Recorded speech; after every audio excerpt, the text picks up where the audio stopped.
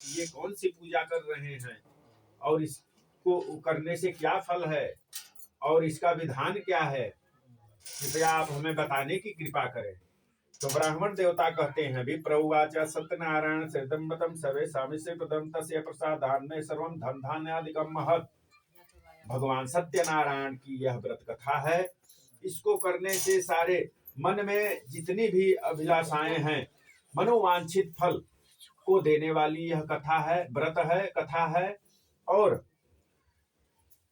हर एक तरह से धन धान्य को भी देने वाली यह कथा है, दुख को दूर करने वाली कथा है। तस्मात् देतत् व्रतं ज्ञात्वा काष्ठकेताति हर्षिषः पपोजलं प्रसादं च भुक्त्वा तन्नरमियो। ऐसा सुनने के पश्चात उस लकड़हारे ने प्रसाद को ग्रहण किया और सायंकाल में अपने नगर को गया। और रात सत्यनारायणं देवमनसा इत्यचिन्तय काष्ठं विक्रयते ग्रामे प्राप्य चाधयज्ञम्।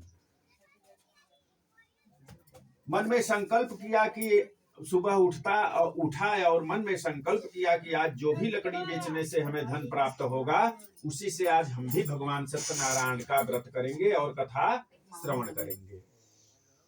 भगवान की कृपा से उस दिन लकड़ी की गठरी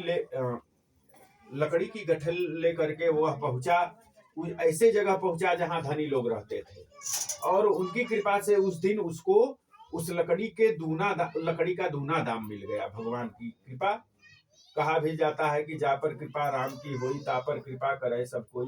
जब इनकी कृपा होती है तो हर एक तरह से कृपा मिलने लगती है, सब कोई दयालु हो जाता है। जब ये कुपित हो जाते हैं तो चारों तरफ से परेशानी ही परेशानी खड़ी हो जाती है। इसलिए उस दिन उस लकड़हारे को उस लकड़ी का दूना दाम मिला। और जगाम नगरे रम्ये धनी नाम यत्र संस्थिति तद्दिने काष्ठमूलम च दुगुणम प्राप्तवान सो। 2 गुना धन प्राप्त हुआ।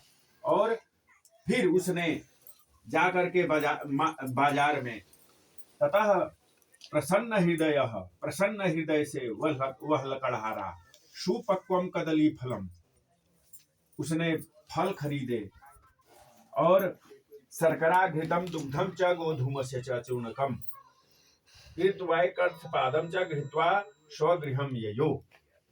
अच्छे प्रकार से भगवान को भोग लगाने के लिए शक्कर ये जो अभी ये है शक्कर, ये शक्कर का प्रसाद उसने खरीदा और पके पके केले के फल खरीदे और घृत दुग्ध और मधु और दही इत्यादि वगैरह खरीद करके वह सायंकाल में अपने कथा श्रवण करने का जो है व्यवस्था बना लिया। व्यवस्था बना करके ब्राह्मण देवता के पास गया जहां उसने प्रसाद पाया था। उनसे प्रार्थना किया कि हे ब्राह्मण देवता, आप हमारे गृह चलें और हमें कथा श्रवण कराएं। कथा श्रवण किया, ब्राह्मण देवता गए, उसको कथा श्रवण कराए और ततो बंधुन समाहूय चकार विघ्नावृतम, बंधु बांधवों के साथ कथा श्रवण किया और तद्व्रतस्य प्रभावेण धनपुत्रान्वितो भवत इह लोकेशु भुक्त्वा चान्ते सत्यपुरम ययो। उस व्रत को करने के प्रभाव से उसको धन प्राप्त हुआ। भगवान, उसको पुत्र नहीं था, पुत्र भी प्राप्त हुआ और अंत में सभी दुखों से मुक्त होकर के सत्य लोक को प्राप्त हुआ। इसमें कोई संदेह नहीं है। श्री स्कंद पुराणे रेवा खंडे श्री सत्यनारायण प्रथायाम प्रथमो द्वितीयोध्याय। प्रेम से बोलिए वृंदावन बिहारी लाल की जय। श्री सत्यनारायण भगवान की जय।